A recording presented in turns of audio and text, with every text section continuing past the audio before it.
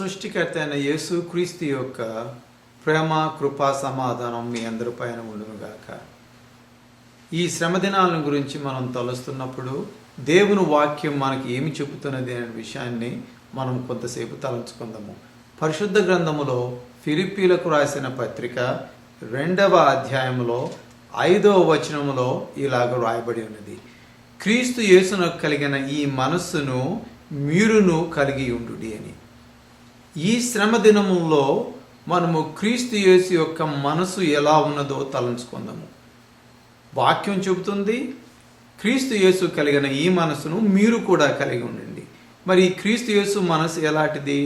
క్రీస్తు యేసు మనసు ప్రేమపూరితమైన మనసు.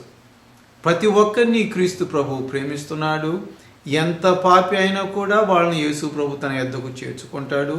మానవుడు ఏ తప్పిదం చేసినా కూడా ఆ తప్పిదము తను క్షమిస్తాడు. క్రీస్తు యేసు మనసు ప్రేమతో కూడినటువంటి మనసు.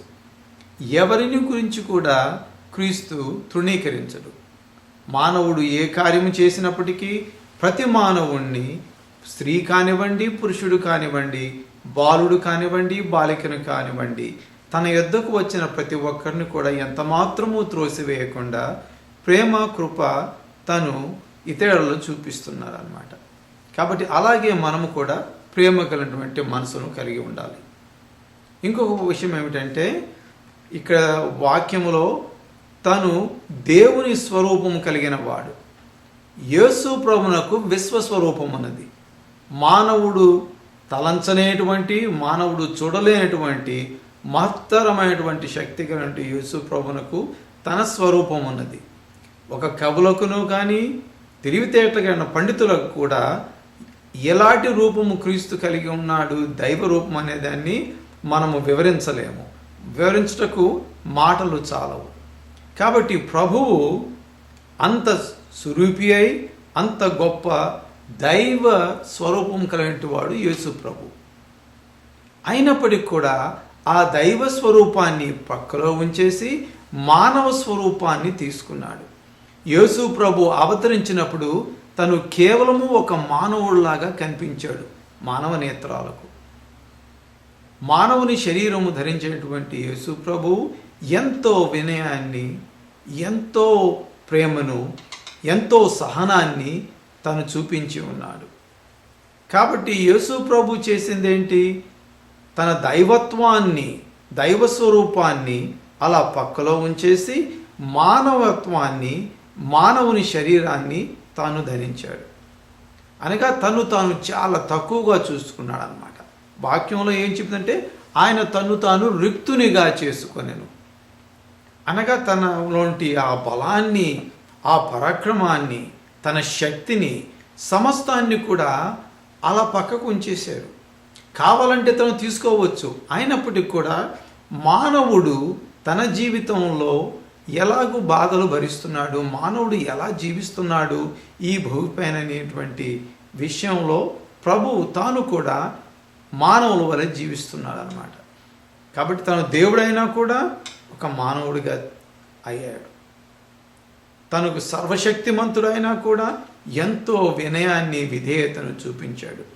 మానవుడు దేవుని ఎదుట ఎలా నిలవాలి, మానవుడు ఎలా ప్రార్థన చేయాలి, మానవుని మనస్సు ఎంత వినయంతో కూడి ఉండాలని చూపించడానికి తనకు తానే అవి మనకు చూపించాడు. తను చేసిన ప్రార్థనలోను, తను చేసిన ఆరాధనలోను, తను దేవుని గురించి మాట్లాడిన విధానాన్ని మనం గ్రహించినట్లయితే ఆయన మనకు ఎన్నో నీతి సూక్తులను ప్రభు మనకు నేర్పించి ఉన్నాడు. కాబట్టి వాక్యములో చెప్పిన ప్రకారము క్రీస్తు యేసు కలిగిన ఈ మనస్సును మీరును కలిగి ఉండండి. ఈ శ్రమ దినాల్లో క్రీస్తు యేసు మనస్సు మనలో ఉండాలి. అనగా మనం ప్రతిదినము అనుభవిస్తుంటే కష్టాలలో ప్రభు వైపు చూస్తూ, ప్రభువా నేను జీవించే నా జీవితాన్ని గురించి నాకు విపులంగా నాకు వివరించు తండ్రి, నాకు జ్ఞానాన్ని అనుగ్రహించు, నేను చూస్తున్నటువంటి ప్రతి విషయాన్ని నేను చక్కగా అర్థం చేసుకోగలిగినట్లు నన్ను నడిపించే మనస్సును మనం కలిగి ఉండాలి. మనసుని పోలికగా పుట్టి దాసుని స్వరూపము ధరించుకొని తన్ను తానే రిక్తునిగా చేసుకొను. సర్వోన్నతుడు, రాజులకు రాజు మహిమాన్వితుడైనటువంటి దేవుడు ఒక దాసునిలాగా వచ్చాడు. ఆయనకి దేవదూతలే దాసులుగా ఉంటున్నారు. అయినప్పుడు కూడా తానే దాసుడిగా వచ్చాడు. అనగా వినయము విధేయత క్రీస్తు మనసులో ఉన్నది.